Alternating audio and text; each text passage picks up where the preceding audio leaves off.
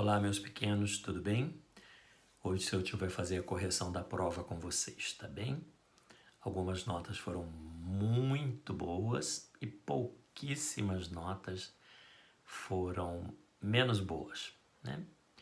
Mas eu gostaria de deixar bem explicadinho para vocês as respostas que eu esperava para a avaliação, porque vocês já estão aptos a fazerem o Enem e, se Deus quiser, tudo continuar certinho como tá, vai ser no finalzinho de janeiro, né? E a gente tem que estar com tudo, ó, na ponta da língua para saber responder direitinho as questões do Enem, tá bom? Então a gente vai ver quais são as perguntas que nós temos e as respostas que seu tio esperava. Algumas vocês erraram feio, outras erraram umas bobagens, sabe? Alguns de vocês, claro, e outros acertaram muito bonitinho. Quem foi que acertou muito bonitinho? Quem assistiu às videoaulas. Porque seu tio tinha respondido a prova antes, né? Então bastava vocês assistirem a videoaula que vocês acertariam. Alguns cometeram uns errinhos bobos, que a gente vai ver agora. Vamos dar uma olhada? Eu gostaria, antes disso tudo, que vocês nunca se esquecessem que é exigido no sistema acadêmico, universitário, que tudo que vocês escreverem que for próximo de uma dissertação, quando vocês forem responder algo, é preciso que se construa uma oração com sujeito, verbo e os seus complementos. Isso eu falo desde sempre e vou falar para o resto da existência. Vocês vão escutar minha voz falando. Sujeito, verbo, complemento. Que vocês vão escreverem assim, vocês não vão se dar bem no mundo acadêmico e no mundo do trabalho também, tá? Vamos ficar bem atentos então a isso. Sujeito, verbo, complemento. SVC. Para todas as questões de todas as áreas. Só português não, tá? Todas as áreas. Primeira questão da prova foi: quais as características principais da poesia do segundo modernismo no Brasil? Quais seus principais poetas? Então, alguns meninos esqueceram essa palavrinha, poesia. Estou falando de poesia. As características principais da poesia do segundo modernismo no Brasil.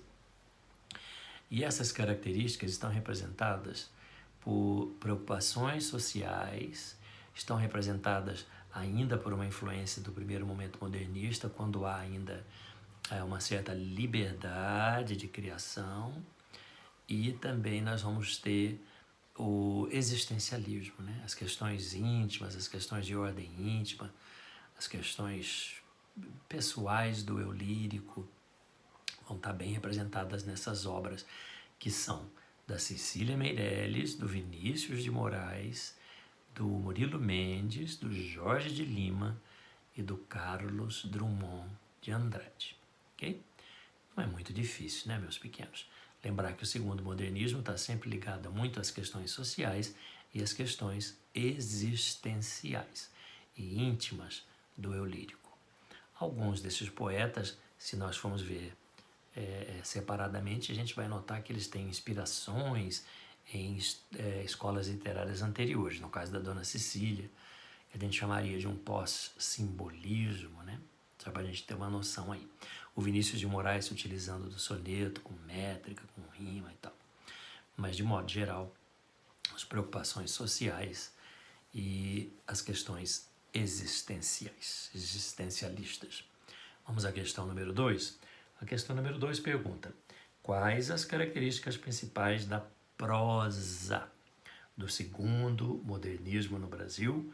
Quais seus principais autores? As características principais são o que a gente pode chamar de neorrealismo.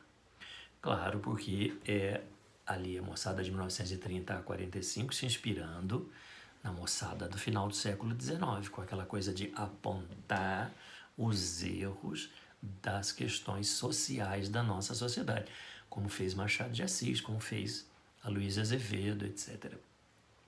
Agora, nesse segundo modernismo, que a gente pode chamar também de neorrealismo, é necessário que vocês insistam nisso, né? As questões sociais vêm à frente. Os debates das questões de ordem social, acima do indivíduo, certo?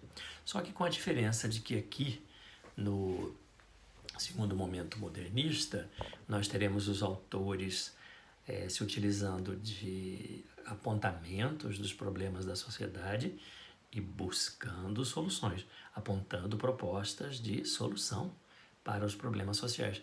E praticamente todos chegam a um denominador comum chamado educação de qualidade. Essa é a grande resposta que a gente vai encontrar nesses autores chamados Érico Veríssimo.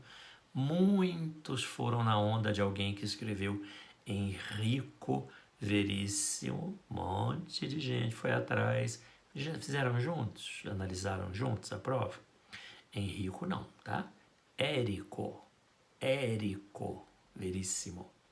Um grande escritor do Rio Grande do Sul. O Jorge Amado, grande escritor baiano. A Raquel de Queiroz, grande escritora cearense. O José Lins do Rego, grande escritor paraibano, e o Graciliano Ramos, grande escritor alagoano. Esses são os principais autores do segundo momento modernista, que também pode ser chamado regionalista. Tudo bem? Então há uma preocupação social e um regionalismo, principalmente nordestino, e um pouco no sul com o Érico Veríssimo. Tudo bem, pequenininhos? Vamos ver a terceira questão? A terceira questão pergunta: quais as 3 fases da obra Drummondiana? Explique-as e cite um livro que representa cada fase. Drummondiana, evidentemente, que é Carlos Drummond de Andrade. Representa a obra de Carlos Drummond de Andrade.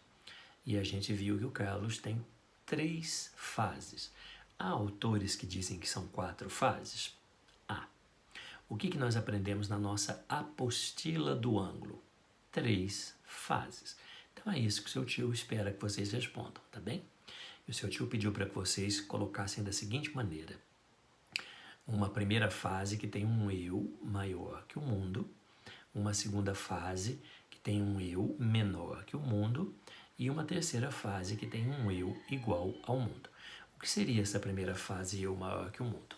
Uma fase ainda muito próxima do que foi aquela revolução da Semana de Arte Moderna de 22 e do primeiro momento modernista brasileiro, com muita inventividade, com muita criatividade e com um eu lírico muito superior, muito acima das questões mundiais, e parecia até que estava trazendo soluções para as questões do mundo, né? Uma ousadia drummondiana, principalmente no primeiro livro de poesias de Drummond, Alguma Poesia.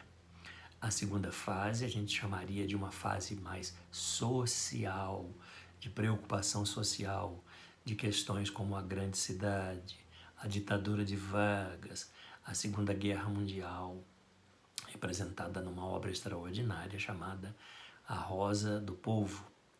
E uma terceira fase, que é o eu igual ao mundo, então uma fase de equilíbrio muito próximo do que a gente chamaria de clássico, né? Uma poesia um pouco mais clássica. É como se o Drummond deixasse de lado as invenções do primeiro momento modernista, deixasse de lado as preocupações maiores com as questões sociais e deixasse a poesia acima de qualquer questão. Então ele valoriza muito a poesia com a métrica, com a rima rigorosas, e ele homenageia mesmo, né? Camões, Virgílio e os grandes autores clássicos numa obra extraordinária chamada Claro Enigma, tá bem? Daqui a pouco eu termino de corrigir com vocês. Até já.